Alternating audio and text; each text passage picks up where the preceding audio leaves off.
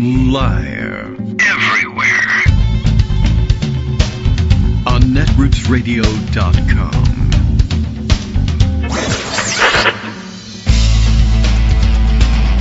David Waldman. Kagro. In the morning. Now, here's David Waldman.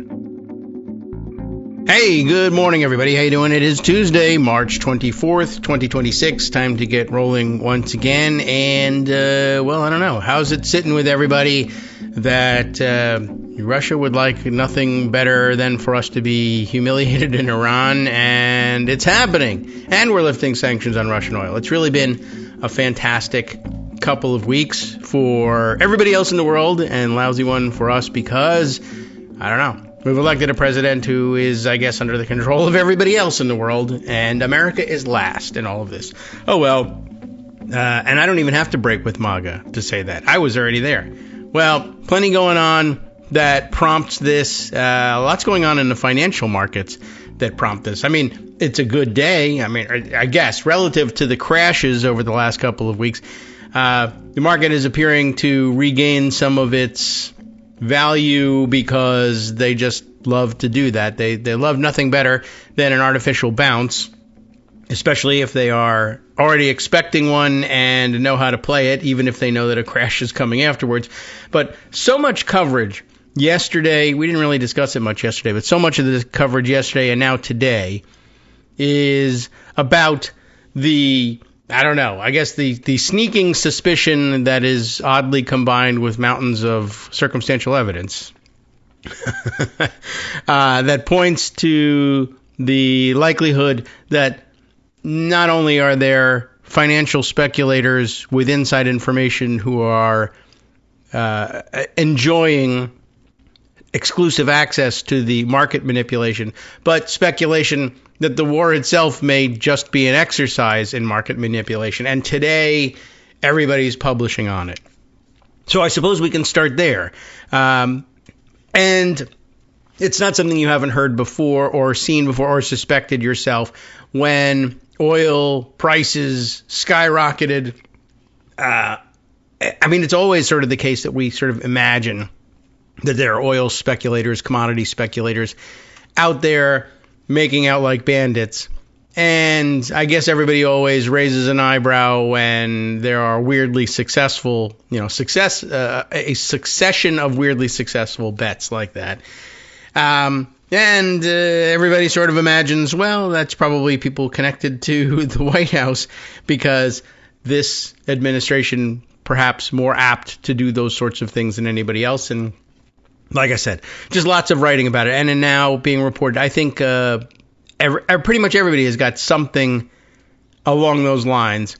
Josh Marshall made a comment. We'll hold that one out first because comment rather than long form article about it. But we'll prove his point later on by reading some of those articles. But just to put it succinctly, a background against which to read everyone else's reporting and speculation. Josh comments on Beluski, as Senator Kennedy would have it. As time goes on, or as time has gone on, I've realized that there is a still quite small but now non-trivial chance that the entire Iran war, the whole thing, is simply an insider trading operation, creating repeated black swan moments and relying on markets' continued willingness to gyrate wildly in the face of absurd and predictably false claims of the President of the United States that there's a totally new plan and things are about to become awesome again. Whatever the intent, it's practically an ATM machine now for market gaming. And I think that certainly strikes a chord with us. It's certainly something we've been talking about. Everybody noted when I said that the stock market rebounded yesterday, everybody noted it's like, they don't even care to try to hold out for something verifiably true. What they need is vibes.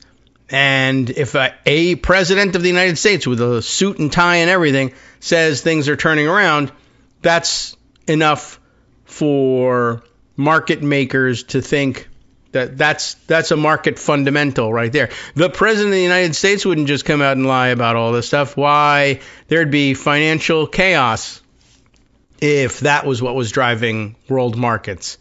But it is what's driving world markets, and he knows that's what's driving world markets, and he's using that for, I think, and everybody else seems to think so, for personal gain.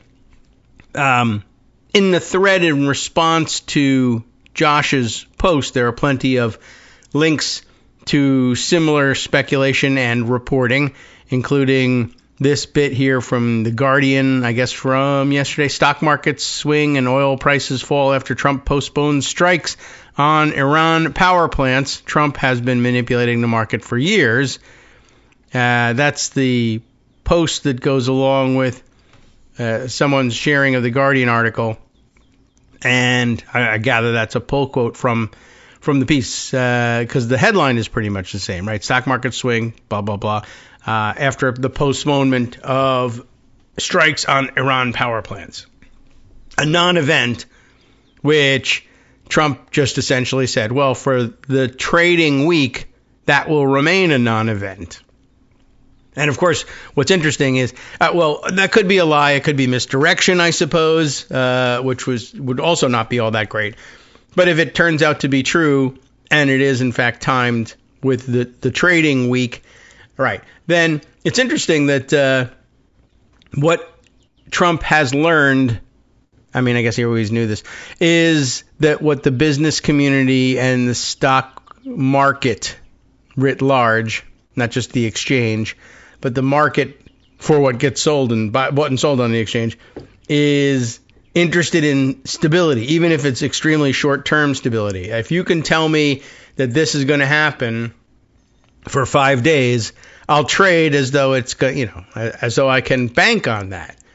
And I guess the worst thing he could do is, well, the best thing he could do for himself is convince the market that that's the case, and let them have a Monday rally and a Tuesday rally and maybe a Wednesday morning rally, and then Thursday a rug pull on them, or maybe you wait till Friday and set the whole thing up by Thursday you've bought all of your futures and bets, and then rug pull on Friday and everything goes down the tubes or whatever. You could do that, or if you're just looking for the price of your stocks that you're already holding to rebound, you give people some artificial period of stability because the market loves stability. And what's amazing is he absolutely won't take away from that the lesson that what if I provided actual stability and just invested long-term in blue chip shares?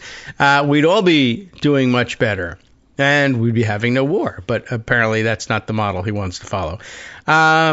So, yeah, there you go. The Guardian pointed this out yesterday and started out with its reporting along those lines. And just this morning, I also scooped up. I'm going to have to jump out and jump back in to all the things that I saw in the moments before coming on the air.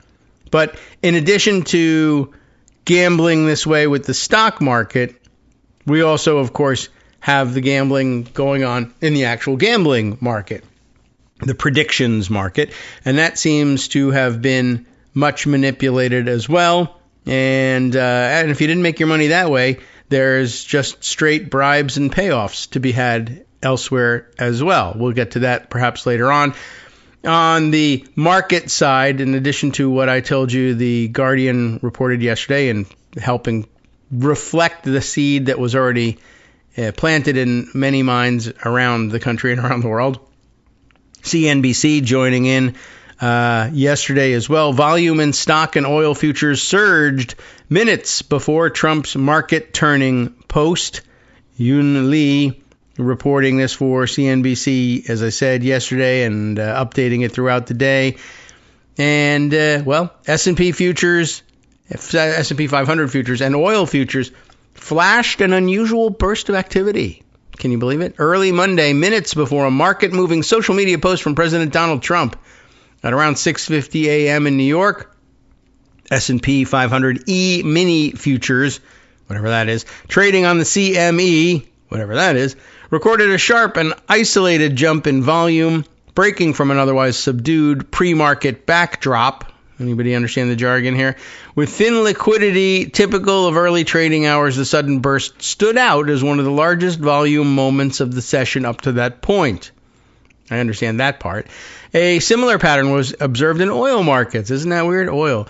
West Texas Intermediate May futures also saw a noticeable pickup in trading activity at roughly the same time, with a distinct volume spike interrupting otherwise quiet conditions. Probably would have been better off with the Guardian's layman's terms rather than the CNBC business jargon. Roughly 15 minutes later at 7:05 a.m., Trump said on Truth Social that the U.S. and Iran had held talks, which of course they had not, and that he was halting planned strikes on Iranian power plants, which may or may not have existed, and energy infrastructure. That announcement prompted an instant rally in risk assets, with S&P 500 futures soaring more than 2.5% before the opening bell. West Texas Intermediate futures dropped nearly 6% following the announcement. And here is that crazy announcement. I think, Greg did read it out loud. Of course, remember all caps. This is the one that begins, I am pleased to report. You'll remember that part. The timing of the earlier volume spikes across both equities and crude caught the attention of traders, particularly given the absence of an obvious catalyst at the moment they occurred. Early morning futures are typically less liquid, which can make short bursts of buying and selling more noticeable. But who cares if you have immunity, right?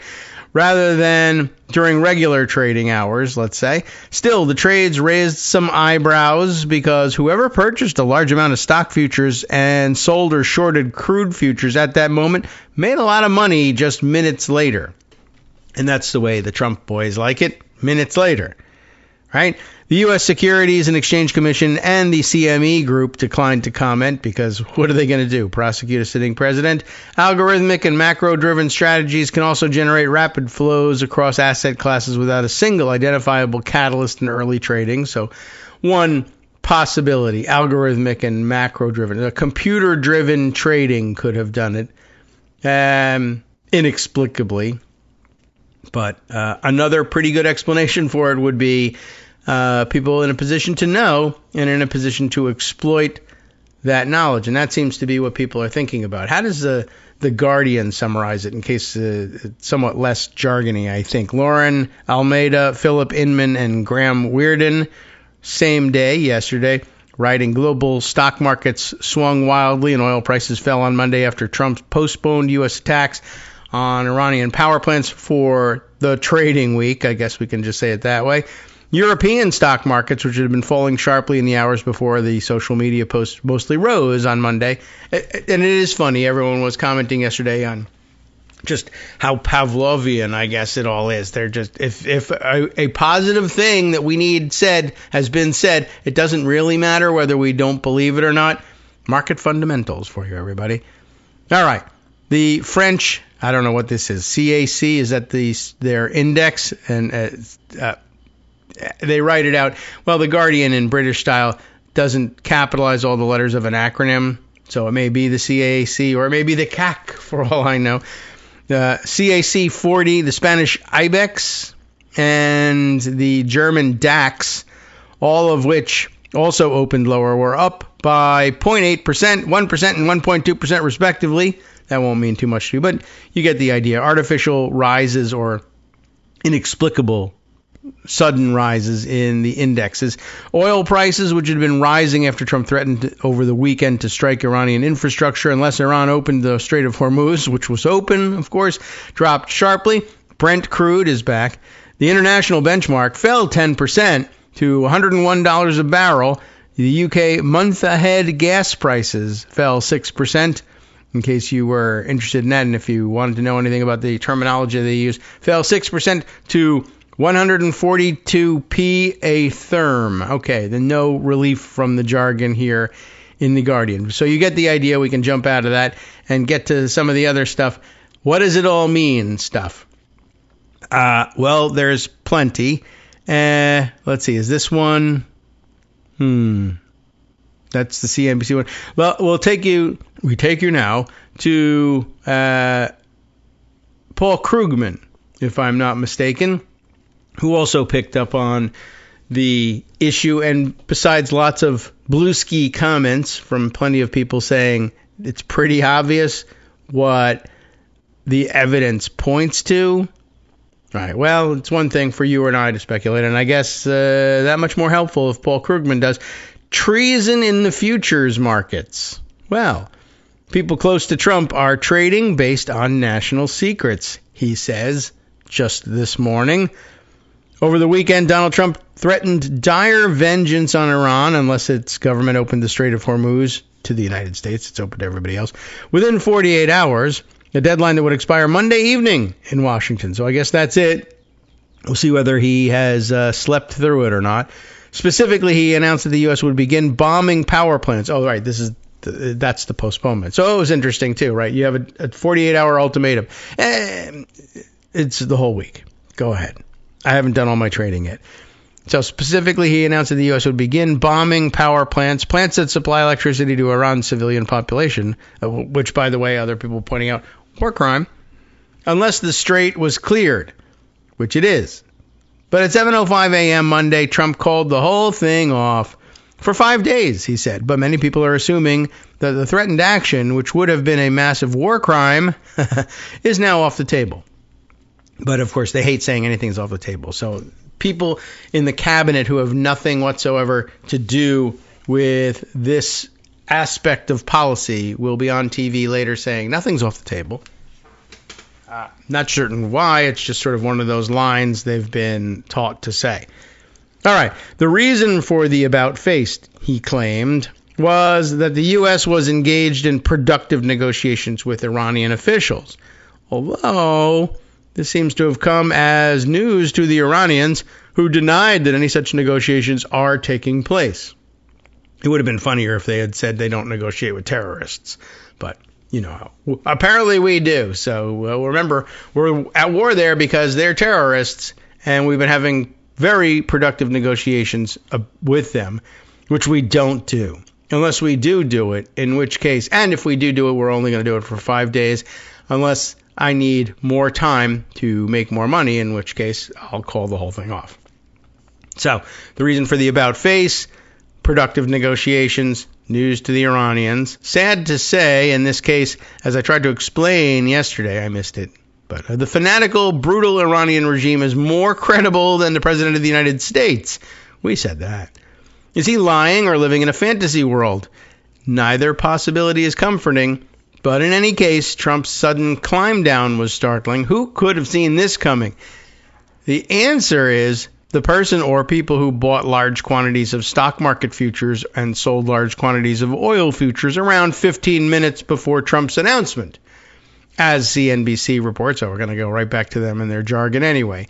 We read it already. This is the portion that says around 6:50 a.m. in New York, the S&P 500 E-mini futures trading on the CME. Right. Recorded that sharp and isolated jump in volume. Similar pattern observed in oil markets. What's going on? Maybe some explanation we can grasp now. Paul says this sharp and isolated jump in volume, which you can see for the oil futures market in the charts at the top of this post. You can't see it yet, but I'll describe it to you. There's a sharp jump in volume in chart form. There you go. Just trust me. It's there. And you can see it if you get a chance to click through his Substack report. Well, it was all especially bizarre because there were no major nude items for one thing, but no major news items was probably what they were trying to say. But I don't know. They typed it right. Well, I said it wrong. No major news items, nude or otherwise. That is to say, no major publicly available news items. And you really don't want the publicly available nude ones. Nothing like that to drive a sudden big market transaction. The story would be baffling, except that there's an obvious explanation.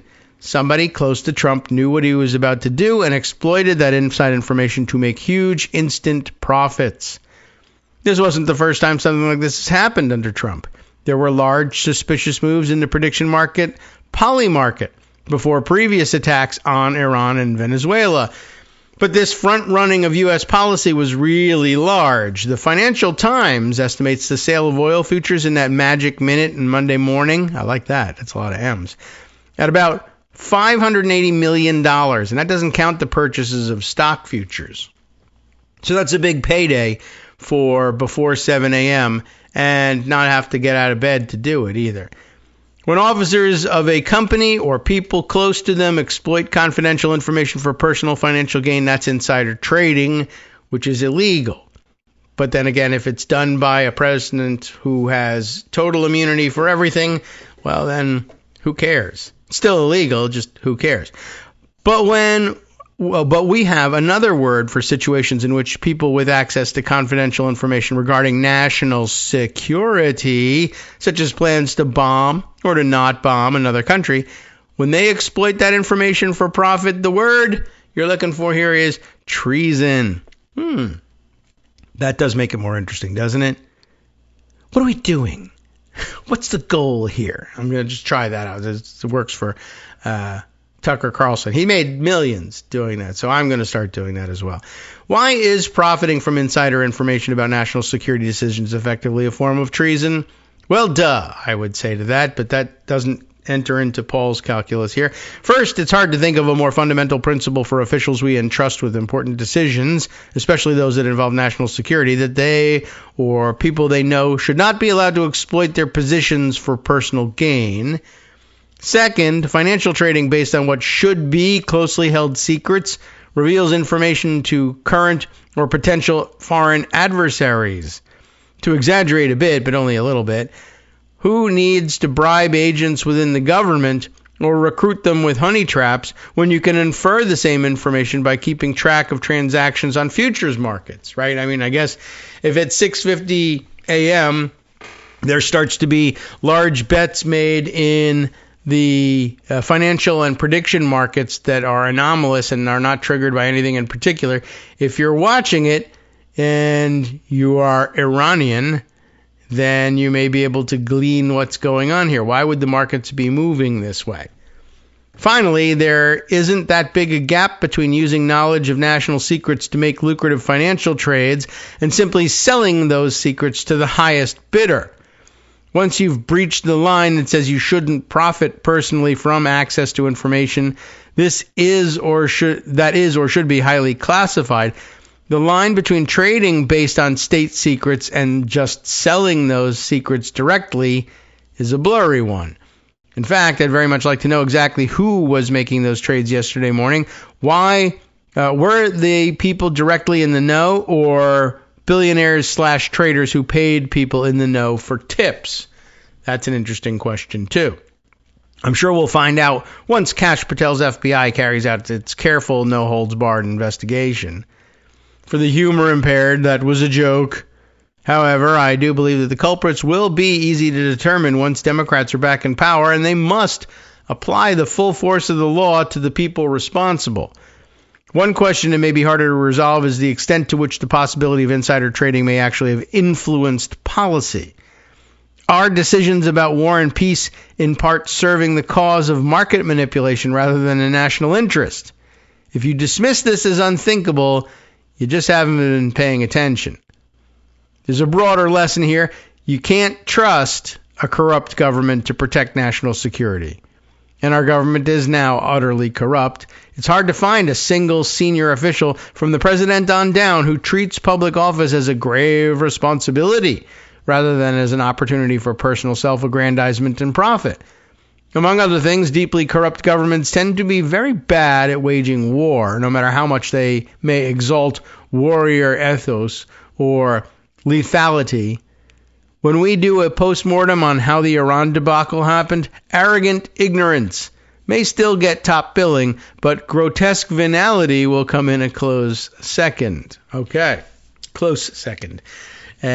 Just to put a finer point on it. Okay, that'll do. But with a few minutes left here before our first break, we'll just throw in a little extra venality and hypocrisy. The Washington Post pointing out this morning that, you may have seen yesterday was rich in video clips from some weird-looking event that Trump held in Tennessee, and I guess dragged the entire cabinet with him. I'm not even certain what kind of meeting this was. It wasn't held in the White House. It wasn't in the cabinet room. I don't know what it was supposed to be. They were supposed to have some kind of an agenda, but it looked like another one of those open cabinet meetings where they go around the table and every cabinet member has to praise Trump in some way. Anyway, while he was there in Tennessee, he also took care of some other business. And guess what? He did it in hypocritical fashion. The headline tells us Trump just voted by a method he calls mail-in cheating. You will recognize that, of course, as mail-in voting. The president's decision to vote by mail comes as he pushes a sweeping bill to reform balloting nationwide, including restrictions on mail-in voting. I mean, he will see no hypocrisy in it because he says, you gotta get rid of the mail-in voting. No absentee ballots except for travel or the military or serious illness, which is kind of all the things that most people actually use absentee balloting for. But apparently they had a special election for a state legislature seat there in Florida, I guess including the Mar-a-Lago constituency. Dan America, does he say, is it just America like without the A on his name? I never really did get the hang of that one, but he's the reporter here for the Washington Post who wrote it up. I mean, all you really need to know is the opening paragraph, but there's a whole connected story with it as well, and we'll get to that after the break. President Donald Trump, who is in the midst of pressuring senators to curb the use of mail-in voting, voted by mail ballot in Tuesday's special election in Palm Beach County, Florida. The best part about it, of course, is that he made comments during this weird meeting about how mail-in voting was just mail-in cheating, except when I do it, except it actually is even more cheating when I do it somehow. And that's a good thing for reasons. Hi, Kagro in the Morning listeners. This is Rebecca Romans, longtime listener and longtime supporter of the show. Do you love your non-corporatized, completely independent, commercial-free Kagro in the Morning show? Do you stand out among the crowd at the office water cooler when discussing current events because of all the up-to-the-minute news you've been brought by David Waldman? Then it's time to give back a little. David relies on contributions from listeners like you and me to keep this show on the air. Patreon.com is among the easiest ways to make secure recurring monthly donations to support the show. Patreon.com/KagroX will bring you straight to his donation page, where you can sign up for any convenient tier you like. A mere $5 a month. You'll never miss it. Works out to about 25 cents a show. That means that David is making 12.5 cents an hour, which, by coincidence, is exactly what the GOP wants to lower the federal minimum wage to. Once again, David is ahead of the curve. If Patreon.com doesn't sound like your kind of thing, there's always PayPal, or even the Square Cash app. Any way you choose to donate, please choose to donate.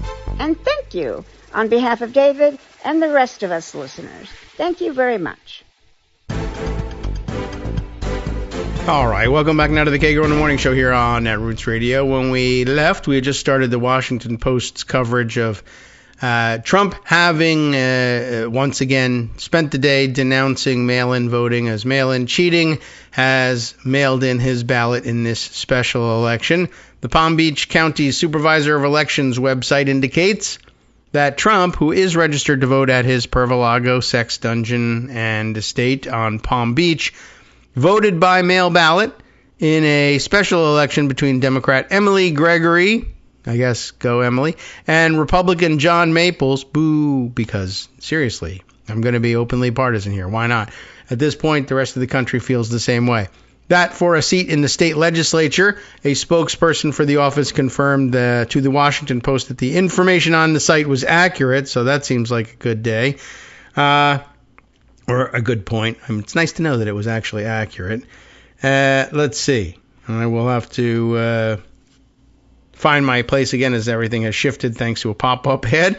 Trump's decision to vote by mail as he pushes the Save America Act, a sweeping bill to reform nationwide balloting, in case you were wondering, including restrictions on mail-in voting, and derides vote by mail at events. The president has long criticized mail-in voting, despite studies showing that about 1 in 3 Americans voted by mail in 2024. Much of Trump's antipathy for vote by mail stems from his 2020 loss, when he felt overly permissive election laws allowed many Americans to vote by mail without a specific reason. The specific reason, of course, was the gigantic pandemic that he made 10 times worse with his inaction and inaccurate information. Mail-in voting means mail-in cheating, Trump said on Monday, and now we find out what it was he was doing on Monday, during a law enforcement task force meeting in Memphis. I call it mail-in cheating, and we've got to do something about it all. Not all, everybody but mine. Trump did not have to vote by mail. He was in Palm Beach over the weekend, and early in-person voting was available through Sunday. He could have made an event of showing up and having his picture taken, casting his ballot, but he wanted to play golf instead, so now he gets to mail-in cheat, and nobody else does. And as others have pointed out, with his immunity, as Nor Business says on Belusky, he's got immunity. He should be voting by mail 250 times. Why leave this outcome in doubt, right? So anyway, last year, Trump wrote on social media that he was, quote, going to lead a movement to get rid of mail-in ballots. That's the caps. And falsely claimed that the United States was the only country that uses the practice, which is just so stupid. He loves doing it over and over again. And that's just part of the shtick, I guess, is that he knows that we know that every time he says it, it's a lie, but he just says it enough anyway. I don't know whether he thinks it's going to work or it's just going to drive us crazy. Anyway, he then goes on to say in one of his old comments, again in all caps, elections can never be honest with mail-in ballots / voting, which I guess we should be in screaming voice because it's all caps. Olivia Wales, the White House spokesperson, said Monday that Trump using a mail ballot in the special election was a non-story because it's common knowledge that Trump votes in Florida but lives in Washington, D.C., except he doesn't, and he was there.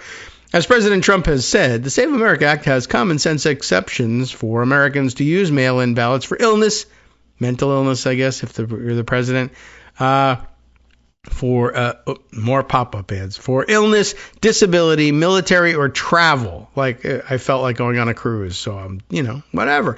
But universal mail-in voting should not be allowed because it's highly susceptible to fraud, Wales added, which, of course, it really isn't. But that was also part of Supreme Court deliberations yesterday as well, in a case where it looks like the Republicans on the Supreme Court will prevail and come to adopt his horror fantasy view of mail-in voting and assume the worst about hypothetical situations that could arise, and so therefore we have to stop this thing in its tracks. Anyway, this is not the first time that Trump has voted by mail while deriding the practice, of course. I can vote by mail, he told reporters in 2020 when pushed on how he reconciles his use of a practice he criticizes. I'm allowed to. I mean, it's so funny. That's such a loaded phrase, too. Like, you are allowed to because it's legal to do this in the United States because it's safe and secure and we're okay with it and everybody's allowed to. Well, I'm going to make it so that nobody's allowed to, except when nobody's allowed to, I'll still be allowed to because I'm allowed to do anything because I have a second Article 2. I have an Article 2, and I'm the president, and I have immunity for everything. He's allowed to. Trump endorses Maples, who may or may not be Marla Maples' brother or something like that. Who knows? I don't know. We didn't look that up, did we? Trump endorses Maples in the contest, something the former star basketball player at Palm Beach Atlantic University has called surreal. Trump is the most transformative leader I've seen in my lifetime. The positive impact of his presidency will be felt for generations, Maples wrote on Instagram in response to the endorsement. The district, which includes much of coastal Palm Beach County, leans Republican. Mike Caruso, the former incumbent who vacated the office to become Palm Beach County Clerk of the Circuit Court and Comptroller, won by 19 percentage points in 2024, in case you were wondering. Democrats, however, have overperformed in elections like this since the start of Trump's second term, consistently outdoing what the district's makeup would suggest. A recent upset win in a Texas state Senate contest further emboldened Democrats heading to the midterms. Asked about Trump voting by mail, Gregory noted the ongoing affordability crisis. What a candidate. Well, what can you do? And said, voting by mail is safe, secure, and a great way to exercise this important right without disrupting their ability to put food on the table and provide for their families. I see the connection, sort of, but okay. She's just so exciting to hear her say it quite that way. What can I tell you? Get out and vote. Don't let that bother you. Like I said, the Supreme Court is in the middle of arguments about just this topic. Do I have anything from yesterday to catch up on that one? It was just there was a very odd exchange, I think, and I don't know that I absolutely have got any of the reports on it. What I do have is the running New York Times regularly updated column/blog about this under the collective headline of highlights here. Justices appear poised to reject Mississippi law on late arriving ballots. Of course, they would be late arriving ballots because they were mailed.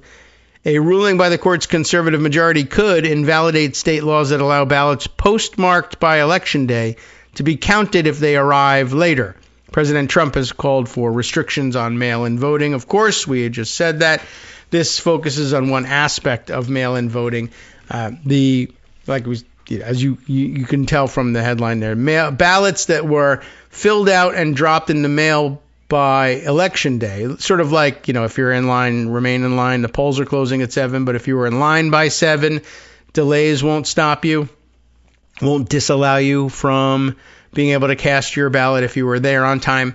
Same principle, I think, should apply to mail-in voting, right? If I sealed and mailed my vote on the day of, on Election Day, then there should be no problem, especially if it's postmarked then. But of course, now with changes at the post office, I think we mentioned that a couple of weeks ago, where they now no longer will guarantee that you'll get a postmark the same day you drop something off at the post office. But that would only really that would really solve the problem. Well, it would make you mad and would disallow a few ballots, like if you say drop off your ballot on Election Day at 1 in the afternoon, and they just say, we'll postmark it later. There's a lot of ballots and stuff in here. It looks like a lot of work. We'll postmark them tomorrow. And those ballots would be disallowed. But if they're disallowed, then what's the problem? Late arriving ballots won't be counted because they're not dated correctly. That's one methodology of suppressing the vote. But it also undoes some of the scary hypotheticals. But honestly, if you I guess you could think, well, what about if you drop your ballot off after polling closes and you hear that the candidate you're opposed to is winning, so you quickly fill out a ballot and drop it in there. You shouldn't be allowed to cast your ballot after the polls have closed, except I don't think the post offices are open and postmarking things at 7, 8, 9, 10 o'clock. And how long does it take for you to find out that your chosen candidate is losing or winning and then cast your ballot? It's just not a real thing. Anyway, let's jump down into some of this coverage here. The pinned thing up at the top here from Abby Van Sickle says that the case focuses on Mississippi's law, but the outcome could affect more than a dozen states. That's one of those weird things about the broad applicability of a Supreme Court precedent or any judicial precedent or ruling. And yet the Trump administration delights in saying, well, this says that Donald Trump can't do this, but it doesn't say that J.D. Vance can't do it, or this says that this is illegal in Alabama, but it doesn't say it's illegal in the various counties of Alabama. It doesn't say they can't do it. All right. Well, at any rate, the Supreme Court, she writes here, the conservative majority on Monday appeared poised to reject Mississippi's mail-in ballot law, a decision that could upend mail-in voting throughout the country, except where Trump is concerned, because he's allowed to do it. At issue is whether Mississippi's law, which allows ballots postmarked by Election Day to be counted if they are received within 5 business days after the election, is legal, given that federal law requires votes to be cast by that day. And they were cast, they just didn't get around to count. I mean, it's just like a late count, really. The outcome of the case could have sweeping consequences for voters in the midterm elections, potentially creating chaos among states that allow mail-in balloting. Mississippi and at least 18 other states and territories, including 2026 battleground districts in Nevada and California, allow late ballots to be counted. President Trump has long opposed mail-in voting, allegedly. He says so, but he doesn't do so. And he has falsely claimed that the practice was a source of fraud and contributed to his defeat in the 2020 presidential election. He's encouraged Republicans to support legislation outlawing mail-in voting, and his administration backed the challenge to the Mississippi law in the hopes of halting vote counts that continue after Election Day. The Republican-led Mississippi legislature adopted the law, allowing late-arriving ballots to be counted in 2020 during the pandemic. It is being challenged by the Republican National Committee in Mississippi's state GOP, if you can believe it. I mean, who passed it? If the state Republicans oppose it, who do you think runs the state legislature in Mississippi? Well, the answer is at the beginning of the paragraph. The Republican-led Mississippi legislature adopted the law. During the more than 2 hours of argument on Monday, the court's 6 conservative justices repeatedly pressed the lawyer for Mississippi on what is required to make a ballot selection fully complete, suggesting that federal law sets out Election Day as the day ballots should be considered final. It's really this very stupid and stilted interpretation, I think, of the rule, of the law. It's kind of insane. Let me take a pause here for a second and collect a couple of articles that Scott is suggesting we ought to be taking a look at with respect to this. Yeah, okay, we're definitely going to need this one about Justice Alito's approach to this stuff. So if this isn't covering it here, we'll turn to this other article. I have this one particular thing in mind. But so this is the most amazing thing. Well, it says Election Day. So how can you count a vote that, though it's postmarked Election Day, like this isn't very hard for me, if it's postmarked by Election Day, but it arrives the day after Election Day, you can't count it because it says that federal law sets out Election Day as the day ballots should be considered final. But for instance, no one so far has ever argued, well, let's say everybody votes on one day in person only. There's only one method of voting, and everybody does it. And then on Election Day, the polls close at 8 p.m., and they start counting votes, and then it becomes 12:01 a.m. Is that it? Is it all over? You got to stop the count? Even if there are thousands of ballots that haven't been counted the first time, there's just no recording whatsoever of what those ballots say. It's no longer Election Day. Apparently nobody argues this, but, well, if you delivered it in person, you can count that for 6, 10, 13 days, whatever the law allows. But if it was carried by a postal delivery person, well then, obviously you can't count that tomorrow because a different person carried the ballot from point A to point B. It was sealed. It was untamperable, tamper-proof, but I don't know. There was this guy, and the steering wheel and the truck is on the wrong side. How can you trust the ballots he's carrying? I don't know. You just do, I guess. So, during more than 2 hours of argument on Monday, the court's 6 conservative justices repeatedly pressed the lawyer for Mississippi on what is required to make a ballot selection fully complete, suggesting that federal law sets out Election Day as the day ballot should be considered final. So when do I know whether or not a choice is final? Justice Clarence Thomas asked, and the answer is when the envelope is sealed and postmarked. The end. But several other conservative justices, including Justice Amy Coney Barrett, who is often a key vote, also had sharp questions for Mississippi. They focused on how the state could guarantee a ballot had officially been cast by Election Day, particularly because Mississippi allows late arriving ballots to be counted when delivered by FedEx, a private company. I mean, I guess you could complain about that too, although it is very interesting that all of a sudden conservatives are up in arms because how can you trust a private company versus the United States government? I thought that was actually their platform for our election for the past 50 years, that private business did everything better than the federal government. A decision in the case is expected by late June or early July, and they're going to mail it to us, I'm sure. Ahead of the November vote, a majority of states allow military and overseas ballots to be counted after Election Day, and it remains unclear what effect a ruling against Mississippi's law would have on those rules. The court's 3 liberal justices appeared to defend the Mississippi law, noting that federal law allows the states to set their own election regulations.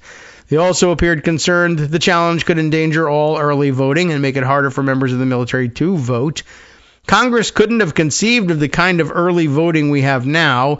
It couldn't have conceived of 1,000 other ways in which we administer elections now, said Justice Elena Kagan, suggesting federal law does not invalidate the state statute. Key conservatives also appeared troubled by potential implications for early voting, including Justice Barrett, who pressed the lawyer for the Republican National Committee on the question. It seems to me that if you look at the historical practice, what an election meant was showing up in person and casting your vote and being qualified as the voter on that same day, she said. Justice Brett Kavanaugh wondered whether the court might run afoul of a legal principle that holds federal courts should not change state rules too close to an election. The principle aims to prevent confusion among voters. It's interesting that he took note of it and I think then blew it off. But would there be any issues with the states for the upcoming fall elections? Justice Kavanaugh asked Paul D. Clement, who argued for the Republican challengers, if the court invalidated the state law. Mr. Clement said that a decision in June, which is typically when the court ends its term and issues some of its most consequential rulings, would give states, quote, plenty of time. Except it really doesn't, because a lot of those primaries will have been taking place around that time also. The Mississippi dispute marks the latest in a string of election and voting rights cases before the court this term, which began in October. In January, the justices cleared the way for a Republican congressman from Illinois to challenge his state's rules governing vote counting, clarifying who is allowed to sue over voting rules. Justices are currently considering 2 other major election-related matters, a Republican challenge to federal rules that limit how much political parties can spend in coordination with candidates, and a challenge by a group of white Louisiana voters who claim that the state's creation of a second majority-minority voting district violated the Constitution. And you know how discriminated against white people are in Louisiana. That case will test a key provision of the Voting Rights Act, a landmark of the civil rights era. There's plenty more to it, but it might be a good time now to jump over to see what Scott has provided for me here. But in order to do so, I have to jump through the hoops of closing and then reopening Instapaper. Here it is. Oh, it's the HuffPost, and their version of the story is headlined, Samuel Alito's take on Election Day, quote-unquote Election Day, is a real head-scratcher. And we have had difficulties ourselves discussing what Election Day is or isn't on the show because early voting and I keep saying it's what we used to call Election Day, which is not really a difficult thing to get your head around. The Supreme Court Justice, Alito in this case, questioned the legality of mail-in voting based on the name of a holiday. Sure, why not? By Nina Golgowski, who reports it this way. The legality of counting late arriving mail-in ballots may hinge on something as trivial as a holiday's name, at least if you ask Justice Samuel Alito. And I'm sure this was what they all had in mind when they were framing the Constitution. What about the name of this holiday? That definitely has to totally affect the outcome of vote counting. The Supreme Court Justice, Alito, expressed skepticism on Monday about accepting mail-in ballots received after the official date of an election, even if they're postmarked on or before, because doing so would violate the name Election Day. If I have nothing more to look at than the phrase Election Day, which isn't the case, so why are you asking? I think this is the day in which everything is going to take place, or almost everything, because he knows right away, off the bat, that vote counts are almost never finished before 12:01 a.m., or I guess 11:59 p.m., and it's stupid to think that that would be the case or that that should impact the outcome, the speed with which everything is counted.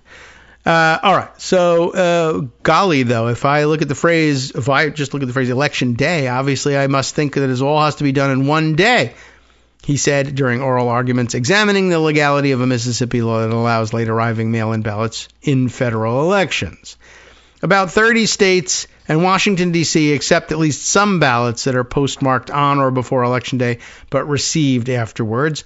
Republicans in Watson versus Republican National Committee are challenging Mississippi's law, which allows a 5-day grace period for ballots received after Election Day. Though it's a state law, it could change voting rules nationwide if struck down, because people would apply the same logic to other states. But I would encourage states that would be similarly situated and would otherwise find a negative outcome to ignore that and say, hey, this ruling says Mississippi and we're not Mississippi. That's the way the administration works, and there's no reason you shouldn't work the same way. Thus far, the court's conservative justices, who make up the majority, appear skeptical about the law's legality. And there's a picture of Alito pursing his lips and screwing up his face to emphasize that fact. Among other concerns the justices raised, Alito and Justice Brett Kavanaugh both questioned whether including late arriving ballots could increase public distrust if the ballots changed the results in a way the public wasn't expecting. If you went to bed at 11:59 and candidate A is in the lead, and you wake up at 7 a.m. the next day and pick up the morning paper, or if you even get the morning paper, turn on your computer and you find out, wow, candidate B is now in the lead, your brain explodes and you can't be a productive worker and something, and never mind the savings in Medicaid, but something, I don't know, how you do the calculations. But I can't get my brain around it.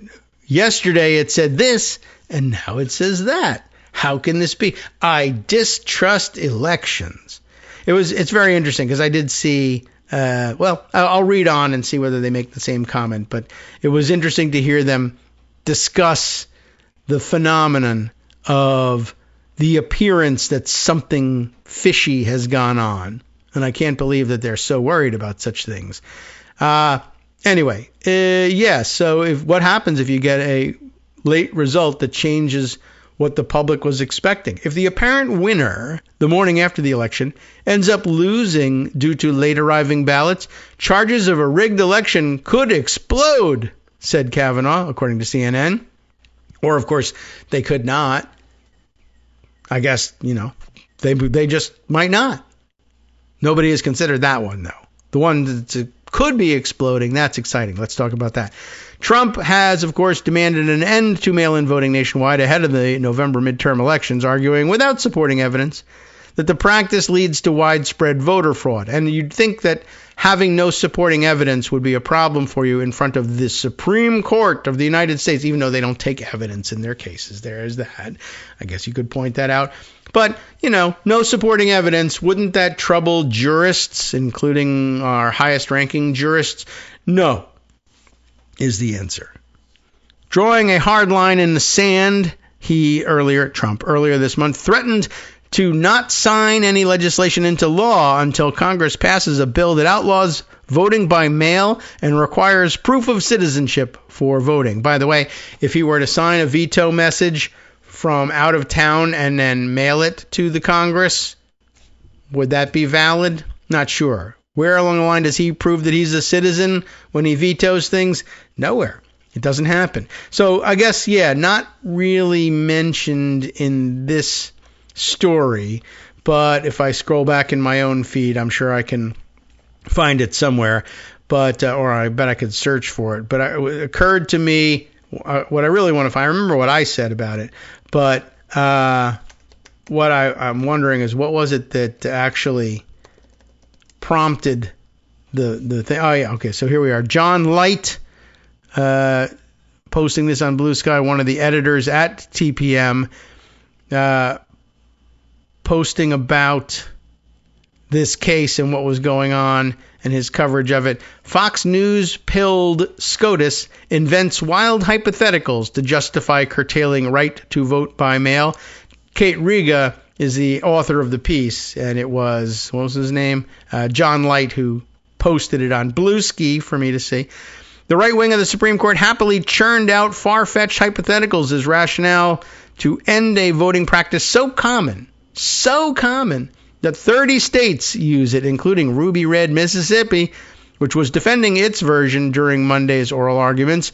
Mississippi's law, and many like it, allowed mail-in ballots to be counted if they were sent by election day but arrived afterwards. Voting by mail has become a contentious political issue in the last several years, primarily fueled by Trump claiming falsely that it helps his shadowy enemies steal the election from him in 2020. Faced with the inconvenient reality that voting by mail is not actually rife with fraud, many of the conservative justices had to content themselves with increasingly hallucinatory what-ifs. Everybody's hallucinating. Teleporting to Waffle Houses, hallucinating what-ifs, etc. But it's the what-ifs that get me here. An inordinate amount of time on Monday centered on the possibility of voters retracting their votes, which I guess is a real thing, but it is said here to be a complicated and rare procedure. It's got a link here.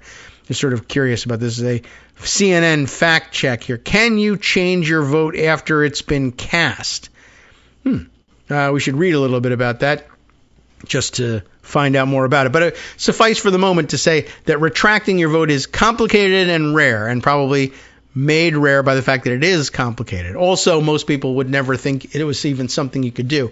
I would venture to say 99% of the voting public says, no, that can't be done, so I'm not even going to try to bother trying to find out what is the procedure. And then if you do, and then you see the rules and what you have to go through, you probably just say, oh, well, damn, I'll just call myself an idiot in a gas station interview a couple years from now if I regret my vote for Trump, let's say. Justices Neil Gorsuch and Clarence Thomas obsessed over the granularities of having a neighbor or relative drop off a voter's ballot in their stead, right? You're not supposed to have anybody else carry your ballot for you. Of course, but that's the reason you seal it and sign it so that it makes it tamper-proof. But just to, I guess, satisfy the paranoid urges of conservatives who want to weigh in against mail-in balloting, they now also say, well, what if a person who's not a postal carrier carries your postals, whatever.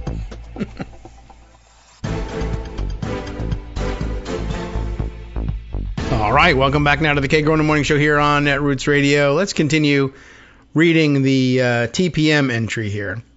I just thought this was interesting and a setup for another head scratcher. So I guess they held out the possibility of retracting votes and various other hypotheticals that they came up with in their own minds to create a problem. And what is the problem? Many on the right sounded Trumpian, by the way, in their feigned concern about voting fraud. Justice Brett Kavanaugh fretted over the chance that late arriving ballots could prompt cries of fraud, creating a, quote, perception that lawful elections might appear rigged, as has become rote for the court's conservatives. In the absence of any actual evidence of voter fraud, they fell back on the impossible to substantiate risk that people might think something fishy is going on. And of course, if somebody thinks something fishy is going on, well, you can't have that. Meanwhile, Bob McDonnell laughed so hard he fell off a bar stool in Clarence Thomas's super fancy $250,000 RV. No one could possibly tolerate the appearance of impropriety unless, of course, that impropriety benefits Republicans, in which case, A, it's not impropriety, and B, even if it was, they're immune and you have to endure it with good spirits. I mean, I understand that as a standard, but it's weird how quickly they abandon it and then resurrect it when necessary, to say the least.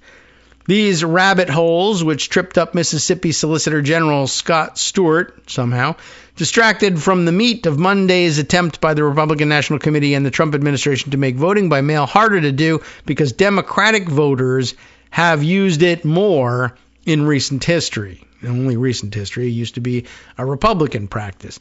The party has been wildly inconsistent about absentee voting, which Trump hates, except in the sporadic times he doesn't, because party operatives tell him he's risking losing Republican votes too.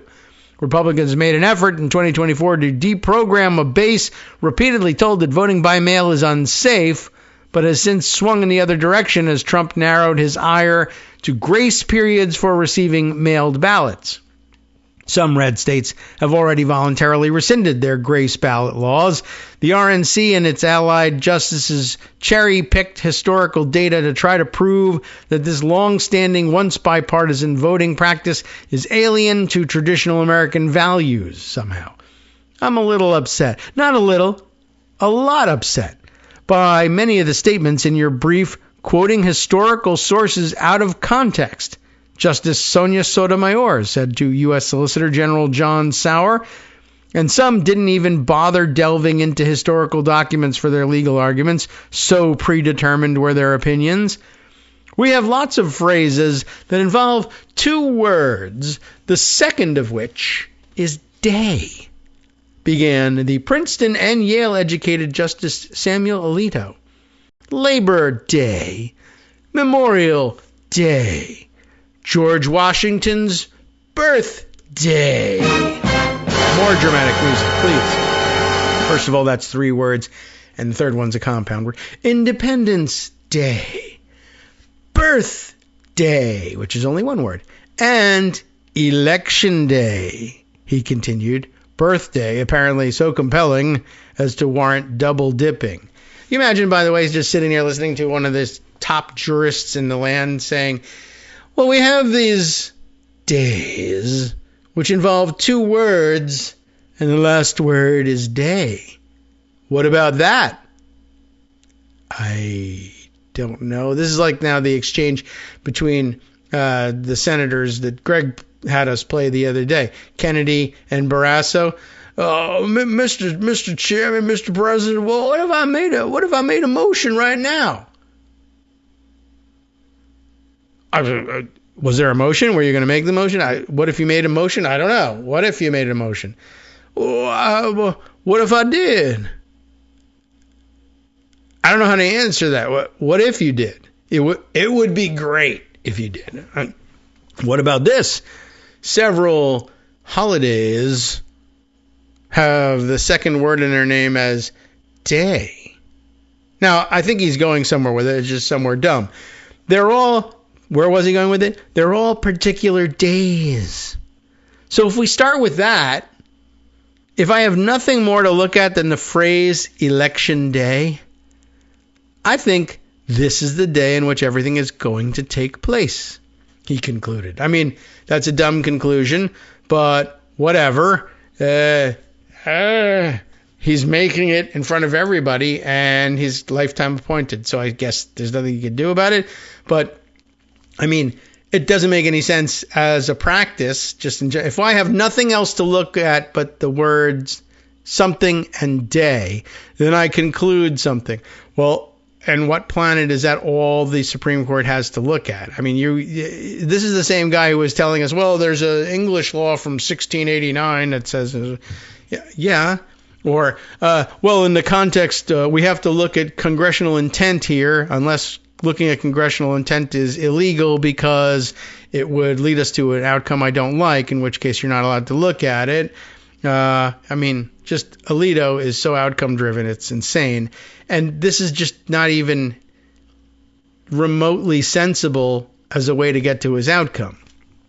While the Roberts Court attacking voting rights has long been a dog bites man story, they continue over at TPM, the action it's at least seriously contemplating is extreme, ripping up a routine, widely practiced state policy on the grounds that Congress actually meant federal law to forbid it, but it just randomly hasn't come up until now. This is 250 years worth of voting here, and, we just realized this thing about day. It's so important. They totally meant it. And the court is considering doing this months before the midterm election. And really, we should be saying just months. I mean, it makes it sound like there's lots of time. And there isn't. And that's an issue. That's a seemingly clear violation of the Purcell principle, the idea that courts shouldn't change how elections work too close to them so as not to confuse voters.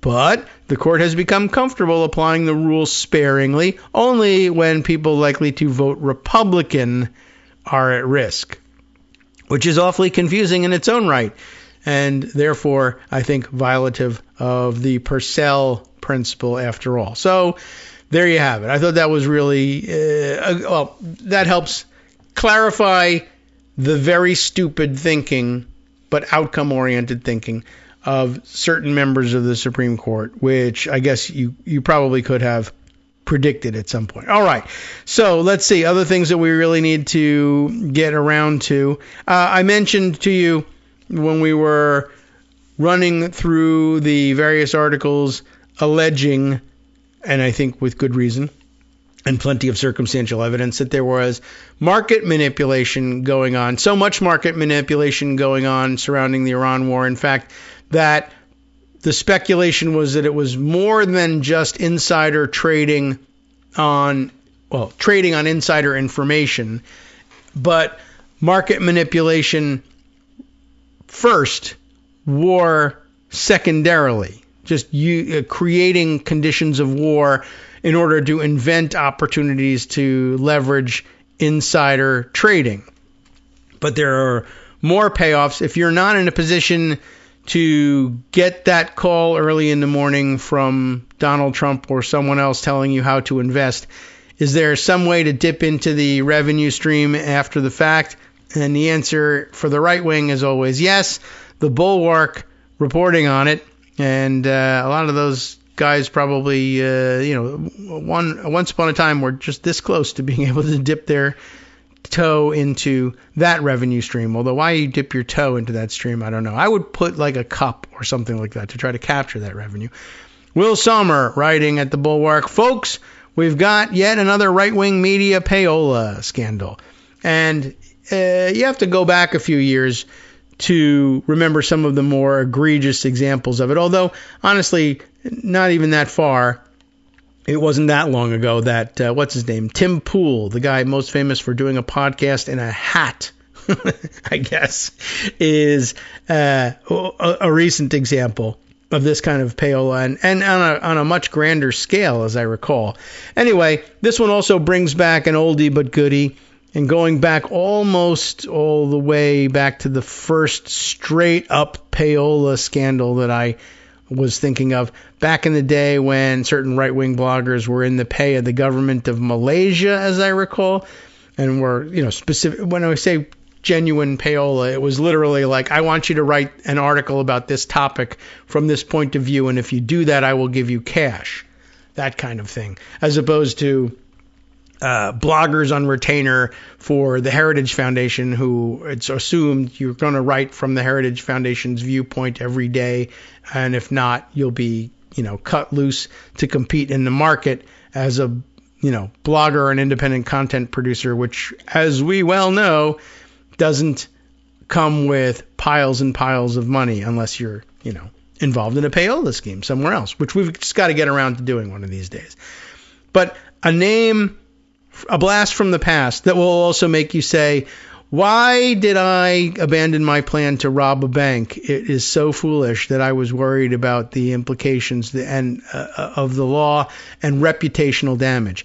So not only is the headline, folks, we've got yet another right-wing media payola scandal, but the subheader says that this one involves Jack Abramoff and his crypto venture. I didn't even realize he had one, but of course he did, because he's alive and not in prison, and people are raking in money hand over fist using crypto schemes. And what is Jack Abramoff going to pursue? Legitimate employment? Are you kidding? How much would it cost, you might wonder, to bribe a Daily Caller writer for positive coverage? It could be cheaper than you think, but you haven't heard me think yet. But okay, it could be. According to a newly unearthed ledger kept by a Washington lobbyist who tracked his payments to conservative bloggers. Is you taking notes? It only took $500 to buy a story in the publication, which was one of a handful caught in the latest Payola scandal. And though the story appeared under the byline of the Caller's managing editor, prosecutors who unearthed the ledger say it was actually ghostwritten by the company that effectively bought the coverage. The spreadsheet listing these transactions was seized by the FBI. Well, that'll close the case. As part of a 2020 investigation into a fraudulent cryptocurrency promoted by infamous Washington lobbyist Jack Abramoff. I don't even know if I would have been able to answer for you definitively whether he was still alive or not. Anyway, I don't think he's that old. We haven't heard his name in a while. He's been laying low, stealing money differently these days. It offers a glimpse into how money circulates in conservative media, where it's not that unusual for celebrity commentators to suddenly champion causes that they haven't seemed interested in before, creating suspicion that they're on the dole. And then, of course, evidence later on that they're on the dole. In July of 2017, Abramoff and his business partner, Marcus Andrade, began raising money to launch a cryptocurrency called AML Bitcoin, which ironically stood for anti-money laundering. Well, then they went on to launder that money, I guess. To drum up investor interest, the duo effectively purchased free positive press by making undisclosed payments to journalists in conservative and financial media. I mean, it's not free, but okay. Many of the payments were organized by Brian Darling, a former staffer for Senator Rand Paul, who now works as a lobbyist at a firm he founded called Liberty Government Affairs. You know, a libertarian who believes the federal government should be dismantled, but in the meantime will make his money lobbying it. To keep track of the money, Darling created a spreadsheet that listed the names of writers, the payoffs they received, and the articles that resulted from those payoffs. At least he's a meticulous record keeper. In June of 2020, Andrade and Abramoff were indicted by the Department of Justice for making false and misleading statements to potential purchasers of their AML cryptocurrency. How we missed it, I don't know. It was a chaotic time. There was an election going on. But this is the Trump administration DOJ, the first one. Of course, now they'll just throw it out. Darling's spreadsheet was introduced as evidence in Andrade's criminal trial. It was made public in a court filing last July, but hasn't been reported on until now because everyone thought Abramoff was dead. In all, Darling spent $12,800 through his lobbying shop to buy positive press for the coin, according to the spreadsheet. Among the recipients were financial publications like Forbes, and The Street, and conservative outlets like Red State and the American Spectator. But among those publications that received the cash, the Daily Caller stood out. And that is because, why? Let's see if I can't get down to that answer. No, I can't. For some reason, this one is paywalled, and very often I either get gift subscriptions or gift articles from the Bulwark, or Greg sends them. Greg may be a subscriber now that I think about it, but I think you get the gist. But I wonder if now I'm intrigued about what is the because, what's the answer, and all of that, and we'll see if we can find a super secret way around it. Because to pay them for a subscription, I could be accused of payola if I did that. No, I don't really think that would not stick as a charge, but you never know. Dumber things have happened, of course. Let me see if any of these other things work. I know it's difficult to sit through this on the fly, but they don't seem to be working very quickly. So we'll just point out that is a little cheaper than I thought. If you made payoffs of $12,800 and got positive press about your coin in multiple publications, I would have thought that it would have cost you much more money than that. But then again, I never heard of AML, what was it? AML Bitcoin or whatever they called the thing. AML Bitcoin, and probably neither of you. And that was way back in 2020. Of course, there was an insurrection that got in the way, a pandemic, et cetera, lots of distractions, and an intervening 4 years. But I guess maybe that's why it was so cheap. They got the press, but it had no impact. which of course they'll take to court and argue is a reason to let them walk for their crimes. And it may even work with this Supreme Court. Well, no harm, no foul, right? We'll just have to let it go. All right. But sticking with the subject, I guess we might as well add this one to the mix. And I think I had this one. No, I didn't have it yesterday. But another entry in the Market Manipulation Chronicles. This one a CNN exclusive, allegedly. A trader made, and I say that advisedly. I didn't tell you which spelling I was using for it. Made nearly $1 million on Polymarket with remarkably accurate Iran bets. Marshall Cohen is the writer for CNN on this one. He decided, for whatever reason, to use the TRADER spelling, even though Paul Krugman went the other direction on this one. Let's see. Can we read this up? A trader made nearly $1 million since 2024. Okay, from dozens of well-timed Polymarket bets that correctly predicted U.S. and Israeli military actions against Iran, according to an analysis shared with CNN. The bettor won a staggering, I guess before I point this out, I will say, all right, that struck me as like, well, is that kind of weak to be making the case? Well, they won nearly $1 million. You mean they bet on Trump, I don't know, calling off the bombing of power plants in Iran remarkably 15 minutes before he did it, and they won $1 million? No, it's $1 million in winnings since 2024, which you may know is not this year. That's 2026.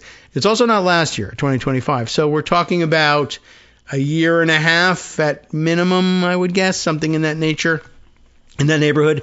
But you know, I'd like to have $1 million over that stretch too. But I guess it's a little less dramatic than winning $1 million instantly on this one reversal. However, before you say, well, you know, how many times has he lost? Or has he lost $2 million along the way to making $1 million? That is a common outcome on gambling results. Well, the answer is in the second paragraph. The bettor has won a staggering 93% of their 5-figure wagers about Iran, even though the events they predicted were unannounced military operations. The trader had a pattern of prescient bets, including hours before Israeli strikes in October of 2024, during its tit-for-tat conflict with Iran, hours before U.S. airstrikes against Iranian nuclear facilities in June of 2025, and hours before the joint U.S.-Israeli surprise attack in February, which started the current war. The findings from Bubble Maps, an analytics company that tracks blockchain transactions, highlight the rising concerns about the potential for insider trading on some prediction markets where users can wager on everything from sports to elections to warfare, which just sort of occurs to me that, you know, I know that's their thing on Polymarket and a couple of other places. You can bet on anything. And I know that, again, the cover is, well, it's a truth-seeking operation. There was that one article we read where the founder of Kalshi was saying that, you know, we aim to be able to monetize every debate, to monetize every disagreement, and to seek the right answer through how much money is being bet on which position, which is not really a truth-seeking methodology. I mean, it's input, but it's not definitive about truth. It just tells us something about what people who are supposed to be rational economic actors think is going to happen, except if you're betting your money on prediction markets, I don't know I don't know that that's such rational economic action. The rational economic actor says, I'm going nowhere near that. I'm hoarding cash at this point. But, you know, whatever. It's supposed to be the whole thing assumes that it's rational to bet on predictions, which it really isn't. Anyway, in addition to doing that, there's this idea that there should be, you know, because truth is a good thing to seek, why not seek it on everything? You should be able to bet on anything in the world, no matter how ridiculous happening. If you can find a taker, will make the market for it and take a percentage of the transaction as well. But yeah, I mean, I'm not so sure that it's so self-evident that making predictions / wagers on anything in the world is a worthy goal. I mean, sometimes you just have to let events play out. But then, of course, being able to bet on, if you were just restricted to betting on sporting events, if you're not a player, coach, booster, what have you, there's very little you can do to influence the outcome. That's what makes sports betting a popular pastime. Not only, do people love the sports themselves anyway, but this adds extra interest to it. But the idea is supposed to be the mechanisms you'd have to go through to manipulate the outcome. It's not that it's impossible. It's happened hundreds of times, but there's just a lot of hoops, and maybe it's just not worth jumping through them all and risking legal consequences every time for one of those big payoffs. But I guess if the plan is a big score and then you abscond to Costa Rica and live off your winnings forever, I could see that being perhaps more attractive or more successful sounding as a plan than I'm going to make a living becoming a trillionaire through gambling. But I guess I'm sure that the founder of Kalshi probably also said, well, it's equally ridiculous to think that people would invest the time and effort to manipulate world events this way. That is something that's even more beyond the reach of the average predictor or wagerer than sports. As difficult as it is to fix a sporting event, people just continue to try to do that all the time anyway. But how would you even enter into the enterprise to engineer world events? How could you manipulate the governments of other countries? But they never stopped to think, well, why wouldn't, at a minimum, the governments of other countries are in control of the actions of the governments of other countries. Why wouldn't they use this as an opportunity to make insider dollars? And again, on the theoretical level, the founders of these things say, well, that's good because it's truth seeking. Now we know that the governments of other countries are thinking of doing this and that they might do that. And it tells us the likelihood that they will. It does if you spend your whole life reading the Kalshi markets instead of the news. But one, that's probably not a productive endeavor. And two, if it is a productive endeavor, it's productive of what? Payoffs and wagers versus, well, I'm going to predict that I got information that Iran has a nuke and they're going to put it next to my house. I'm going to bet millions on this and I'll be rich forever, minus the nuclear detonation. Like, I guess you leave and collect your winnings elsewhere. I don't know. But, you could just read the news to figure out what happened and learn the truth after the fact. And if I guess by itself, you could argue, wouldn't it be valuable to know what was going to happen with some certainty before it happens? Yes, but not chiefly because it's profitable, is what I would say. And they say, well, what else is there on the planet than profit? What else would I be interested in?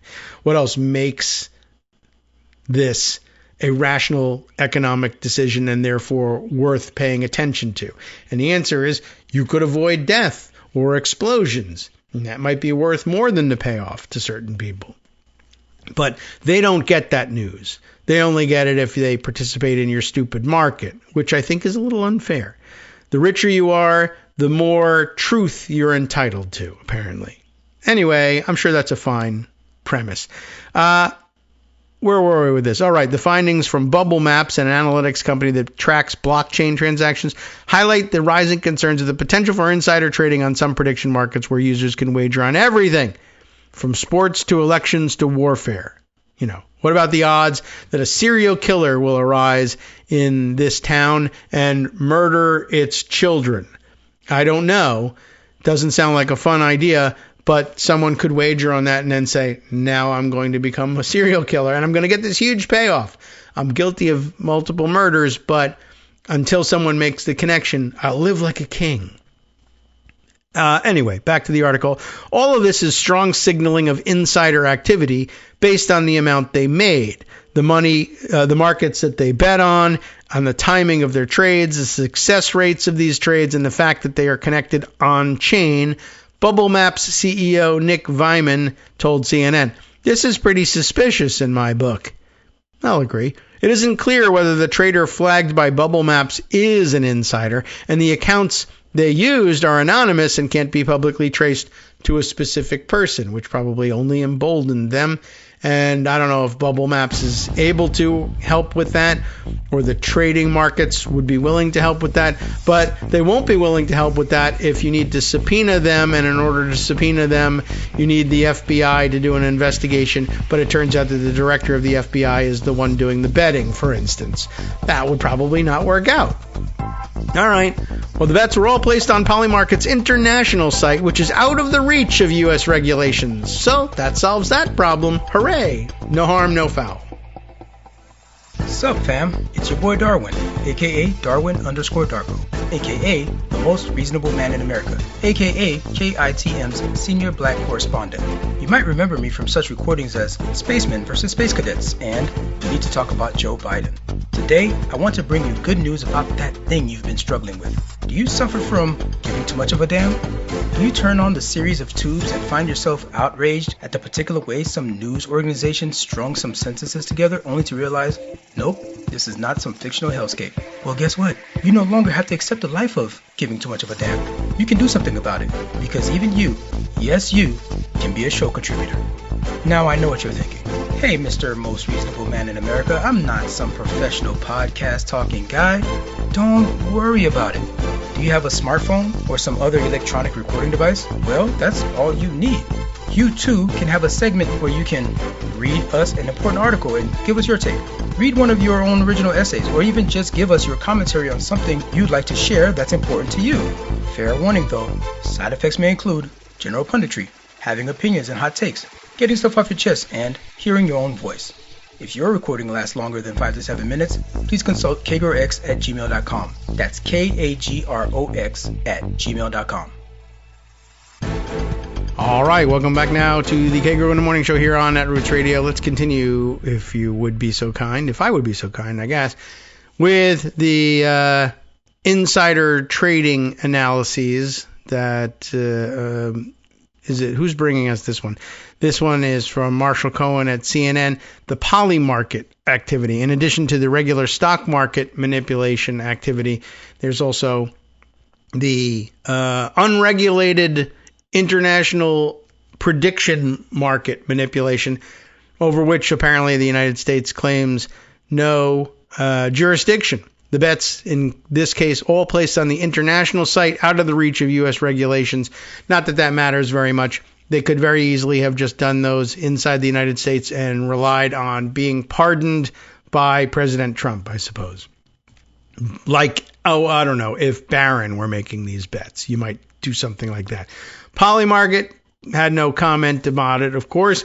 The Commodity Futures Trading Commission, CTFC, the federal agency that regulates predictions markets, allegedly, approved Polymarket to start offering trades for American customers last year. Its U.S.-facing site isn't fully operational yet, but experts say Americans can easily access the offshore site with a virtual private network, or VPN.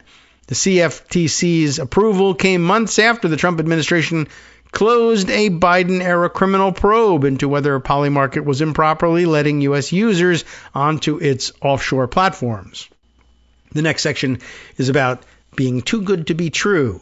Todd Phillips, a finance professor at Georgia State University who previously served on a CFTC advisory board, said he saw red flags with the Iran trades spotted by Bubble Maps. Most high-frequency traders typically have a win rate of slightly above 50%, Phillips said. The Bubble Maps analysis showed that this Iran trader had an overall win rate of 83%, 93% for trades over $10,000, and they netted nearly $967,000. Now, some people, by the way, would argue, in fact, Trump himself would argue, well, it's definitely not Barron because he's got access to billions of dollars. Why does he care about making $967,000? But that's exactly what I'll look away from that. It can't be Barron, as though he would turn his nose up at however 20 years old that he might be, at pocketing $967,000 with no strings from dad. I'm pretty sure he'd be happy to do that, but a number of people would be. It's not just him. But it sure seems, it continues here, like this person either has incredible luck or was insider trading, Phillips said. Having win rates in the 80% to 90% range is just too good to be true. I look at this and I think something fishy is going on. While many of the highly lucrative bets came hours before U.S. or Israeli military activity, other bets were placed days or weeks beforehand, which Phillips said is less indicative of insider activity. Some of the accounts linked to this user still have active positions on Polymarket as of Monday evening. While their most lucrative trades pertained to Iran, they also placed dozens of smaller wagers on various sporting events. The war in Iran has put a spotlight on platforms like Polymarket and Kalshi, another popular prediction site. Lawmakers and government watchdogs have raised concerns about potential insider trading and so-called death markets after high-profile bets about the fate of Iran's supreme leader. Kalshi, which bans insider trading, wink, wink, operates fully in the U.S. after securing CFTC approval last year. The company announced new guardrails Monday against higher insider trading, including extra screenings for athletes and politicians who use the platform. What about the cousins, uncles, children of politicians? No idea. CNN has a partnership with Kalshi and uses its data to cover major events. Editorial employees are prohibited from participating in prediction markets. But of course, we did read the story the other day about finding out that reporters are being threatened and importuned to change their stories after the fact such that a different payoff outcome would obtain either on Kalshi or Polymarket. And I think in that case it was, in fact, Polymarket. I guess I was looking to see, I was pretty sure they would come around to disclosing that CNN, which is the outlet we're reading, has a strategic partnership of some kind with Kalshi. And they did do that. But interesting, that they just lay it out there. We use it here at CNN we use its data to cover major events, which, what would you even do? I mean, once the event has resolved and paid off, that's, by the way, as a result of the reporting, not just on CNN, but I guess anywhere, that this has happened. So what do you do? Your data covers the major event? Either it's, well, can you believe it? Japan has attacked Pearl Harbor. In other news, 75,000 people won an average of $11 betting on whether or not Japan would attack Pearl Harbor. Like, does that actually help you do anything? I guess it helps you think maybe those 75,000 people are Japanese, American, I guess, and got a tip-off. Is that what it would what would you use that for? I mean, that has nothing to do whatsoever with the truth and is grossly prejudicial in a way that, we manifested quite clearly in World War II anyway by arresting and imprisoning Japanese Americans all over. But hey, that's not actually the point here. Like, what would you learn from that? So they say it helps us with the coverage. The data, I guess, if it's used the way Kalshi thinks it should be used, and it is a partnership after all, it's usually, well, this may or may not happen, or bettors are doing this, but it's also not informative. No one can be sure. It's December 6th, 1941. We're just not sure what the future holds. However, 75,000 people on Kalshi have placed bets that Japan will bomb Pearl Harbor. I'm not certain what you would do with that news. It could be delivered to you. And then on December 8th, you're like, wow, that was predictive. I should be paying attention to what the Kalshi bettors are doing, I guess. But on December 6th, you say, what are they talking about? They're not going to do that. So I'm not certain what the Kalshi founders would say. Yeah, but it's December 8th you should be worried about, right? And then going forward on December 9th, next time CNN reports, the non-existent yet, as of yet, CNN reports, well, bettors are betting this, that, or the other thing, then it will move the markets and people will take action. Or imagine if everybody had believed this stuff and had evacuated Pearl Harbor on December 6th based on the bets. But would they? Because next week there'll be something that says, on December 19th, 1941, everyone is betting that China will bomb us. And then it doesn't happen, and then we're right back to where everybody says, these stupid Kalshi markets don't mean anything. Why don't you just report the damn news, not what people think the news is going to be tomorrow? That's not a thing. Kalshi shouldn't have a partnership with a news site. It should make its own predictions, and if people are interested in them, they'll read Kalshi instead. But no one was doing that, so instead they decided, if we pay enough money, we can convince CNN. Here's your Payola story. We can convince CNN that our dumbass predictions are news and print it. Why would they do that? It hasn't happened yet. It's by definition not news. These things haven't happened. Yes, but if we pay enough money to them, we can buy their agreement to say it's news. And if people don't understand why, they'll print our CEO's explanation of why he values prediction markets, even though no one else does. And mission accomplished. Also, of course, instead of looking like DraftKings for murder, we look like news because we're in CNN. So there's a bit of greenwashing going on there as well. All right, back to the article. CNN has this partnership, of course. Hooray, it's been disclosed. Unlike Kalshi and some other sites, though, Polymarket has touted the role of potential insiders. They've touted that role. Its CEO, Shane Copland, told Axios in November it was, quote, super cool. Great, that instills confidence. Super cool that his platform, quote, creates the financial incentive for people to go and divulge the information to the market, unquote, including potential insiders. It's a very glibbertarian view of what the market actually does. Well, we reveal it to everyone. Not to everyone, to hustlers. That's who gets the information in time. So where is the red line? Well, there is now a well-established pattern of suspiciously timed trades on prediction sites, and primarily Polymarket, seemingly whenever major geopolitical events occur. It happened before U.S. forces captured Venezuelan strongman, we're now saying, Nicolas Maduro in January, and there were already examples from the Iran war. In fact, investigators in Israel recently indicted 2 individuals, including a military reservist, for allegedly using classified material to bet on Polymarket during the country's war against Iran last year, according to local reports. Concerned about this trend, a growing and bipartisan array of U.S. lawmakers have recently proposed new legislation that would ban federal officials from using non-public information to bet on prediction platforms. And the CFTC recently put out guidance that, quote, reminds approved operators of prediction markets that insider trading is illegal and that the agency can investigate and bring civil enforcement actions related to any such activity. Or it can be directed by the unitary executive not to. I'll remind you. Naturally, there are insider trading risks on all financial markets, including on Wall Street, and the legal definition in the U.S. is narrow, focusing mostly on traders who have a legal obligation to keep certain information private.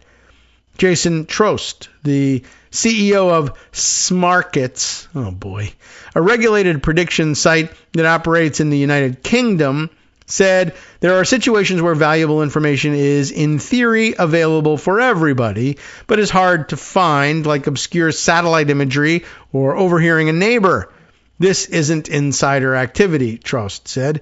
The more of that information that gets into the marketplace, all the better, Trost said. But if there's something you know about that's about to happen and it is materially non-public information, then that, I think, is the red line. It is the red line. It's just no one can define when it's one thing versus the other.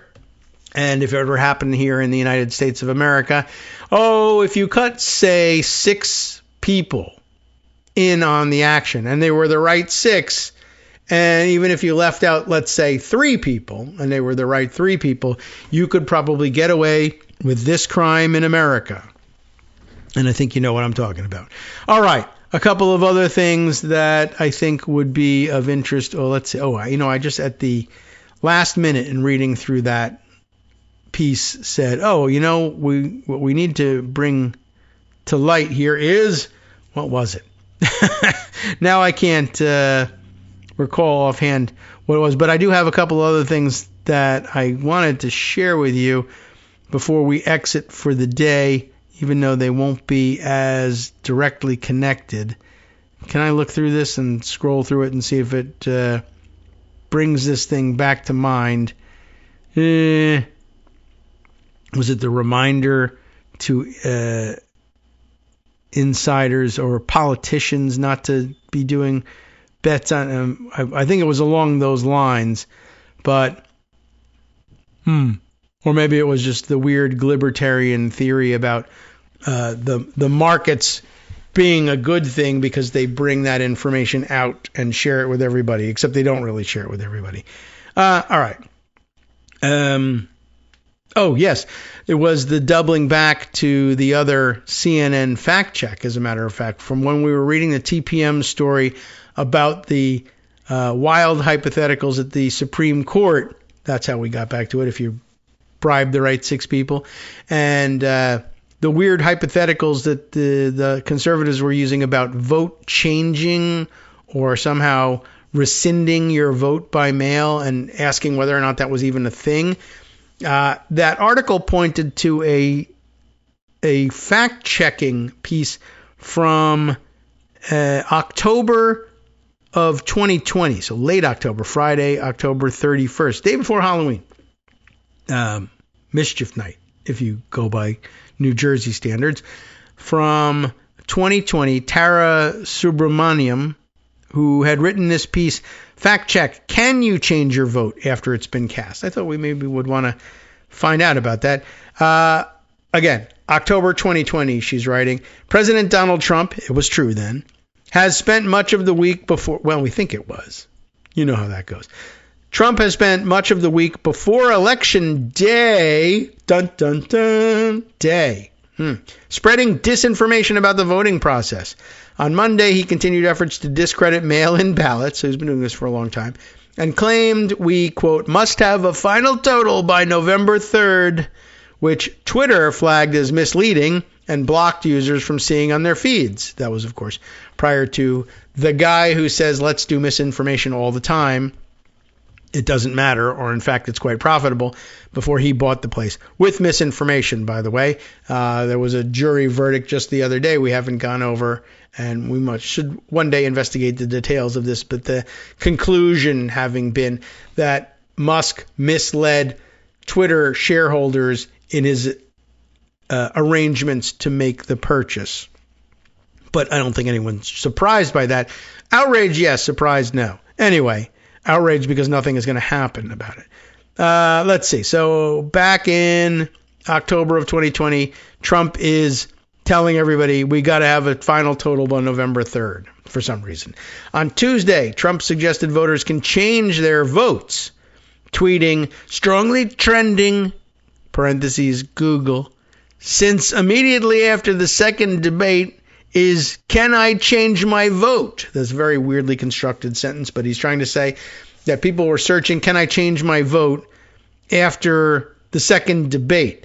This refers to changing it to me.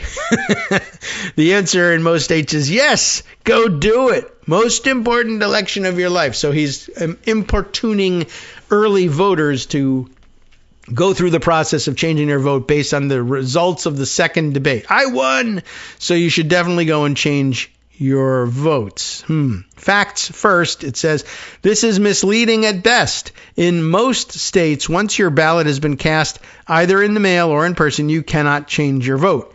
In response to the president's tweet, CNN reached out to all 50 states about their policies regarding changing one's vote. All but 5 responded. Of those that did, all but 6 told CNN that voters are not allowed to change their votes. The remaining 6, I guess there's a germ of truth to it, Delaware, Michigan, Minnesota, New Hampshire, New York, and Wisconsin, crucial Wisconsin, provided information about processes they do have in place or provisions in state law which would allow someone to change their vote.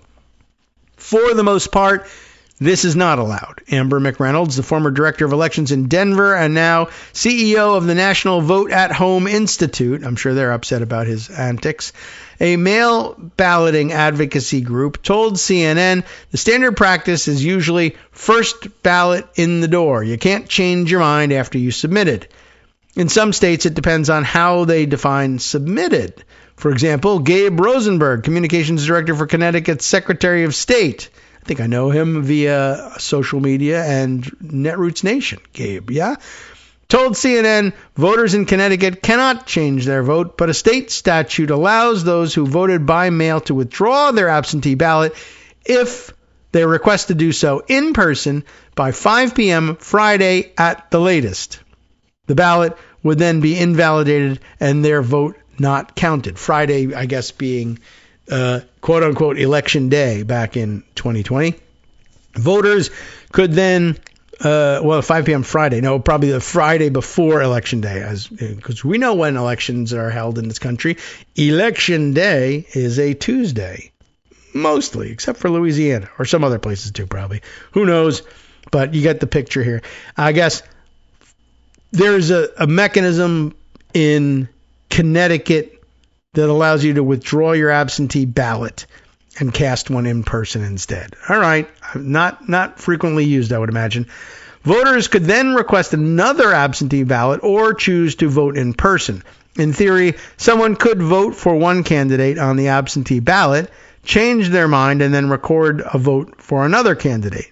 Rosenberg, however, insists that it's not technically changing their vote because the initial choice was never recorded or counted. Several states do have policies for people who may have received and filled out an absentee ballot but not yet dropped it off or put it in the mail and now wish to change their vote. In that case, some states allow voters to request a replacement ballot or vote in person instead and spoil or void the initial absentee ballot. Others, like Texas, require voters to bring their spoiled ballot to a polling place and surrender it. And in New Mexico, for example, voters who requested an absentee ballot have to sign an affidavit stating that they don't intend to submit it in order to vote in person. While this could technically allow someone to change what they may have filled out on an initial ballot, it is not quite the same as changing your vote. It is very difficult to change your vote once it's in the hopper. Wendy Underhill, Director of Elections and Redistricting for the National Conference of State Legislatures, told CNN's Kelly Mina, the deciding point is, has your first ballot been received and accounted for? And if not, you may have a chance to go in and say, I want to do it differently. However, a few states do clearly support a voter's ability to change their vote. Here are the details. Might as well read through them. Michigan allows voters to invalidate or spoil their absentee ballot and receive a new one despite having already voted and returned it. Voters have to request the new mail-in ballot before 5 p.m. on the Friday prior to the election or in person before 4 p.m. on the Monday prior to the election. Wow, okay, a Monday or a Friday, but in either case, prior to the election. In Minnesota, a voter with an accepted ballot may request to spoil their ballot and receive a replacement until 2 weeks before the election. Usually the request can be made up to a week before the election, but under the new policy, due to COVID-19, voters would not be able to change their vote if they wish to do so following the president's tweet, given how close it was to the election. How interesting. It sounds like something Trump would cheer, not allowing it, or say usually you can do it up to a week before, but interesting that COVID-19 made the law less flexible there. Wisconsin. In Wisconsin, voters can spoil their ballot twice if they make a mistake or change their mind, regardless of whether they're voting at a polling place or by mail. Those who have submitted an absentee ballot but want to change their vote must request a new ballot in writing or at the clerk's office in person until 5 p.m. the Thursday before an election. Once the initial ballot is spoiled, voters can go vote in person or request another absentee ballot. If the second or third ballot does not arrive at the clerk's office by election day, it will not be counted. Arrive by election day. Okay. In New York, it depends on the method you use to vote. Those who requested and cast an absentee ballot can request another or vote in person to change their vote. However, if you vote in person early, that vote may not be changed. In New Hampshire, The timing is critical. Someone could change their vote by voting in person before their absentee ballot has been processed, because those are processed later in the day on Election Day. The state's deadline for absentee ballots to be received is 5 p.m. on Election Day. Delaware allows voters who want to change their vote after already submitting their absentee or vote by mail ballot. They have to contact their county elections office. The county elections office will let the voter know if the ballot has already been processed or prepared for scanning and tabulation, and if not, the voter could request to change their vote. All right. I mean, I guess in 5 or 6 states, it's a thing that you can do, but under very strict circumstances.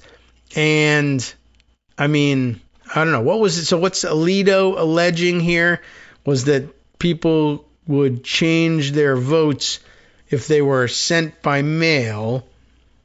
But I mean, I guess the fear here is that the vote would somehow be double counted, or that you would change your vote after Election Day. And that's just not possible anywhere. And all the rules that we read said that you had to do it before Election Day, which presumably for people who vote in person is entirely justifiable. I changed my mind a couple of times.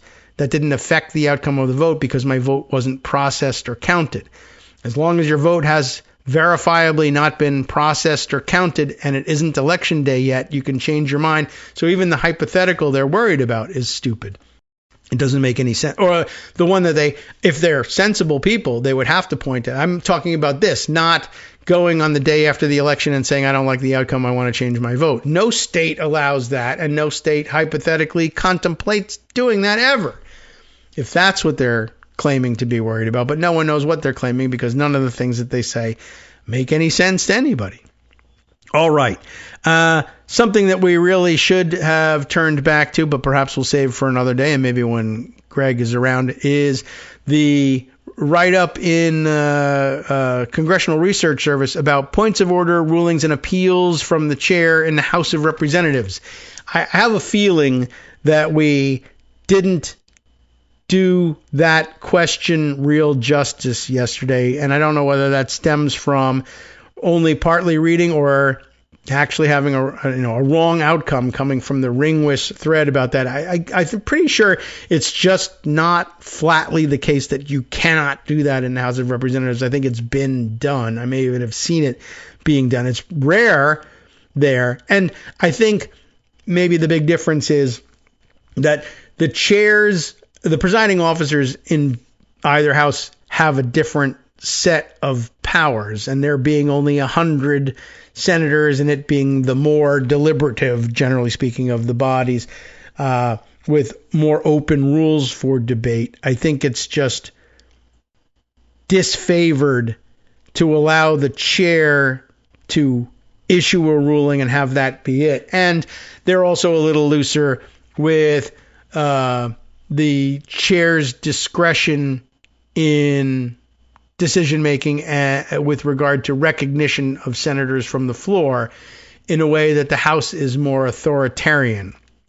That the discretion of the presiding officer to say that person hasn't been recognized for that purpose, and therefore invalidating their motion, and therefore invalidating appeals of the rulings, which aren't even rulings, because there's no motion pending. And I think what we got caught up in is the fact that that's easier to do in the House, and that if the House's presiding officer says, I haven't recognized you for making a motion, you've said the words, I'm making a motion, but you're not recognized for that purpose at this time under the rules, and then you make a motion, and then I say, but there's no motion pending, and you say, well, I appeal the ruling of the chair that there's no motion pending, that's not debatable or appealable. It's a recognition issue that falls to the discretion of the chair. That doesn't mean that you can't appeal the ruling of the chair in the House of Representatives. We'll have to clear that up at some point in the near future, among a number of other things as well. But let me just close by including this information from Politico, letting you know where we stand with respect to federal prosecuting officers in the state of New Jersey.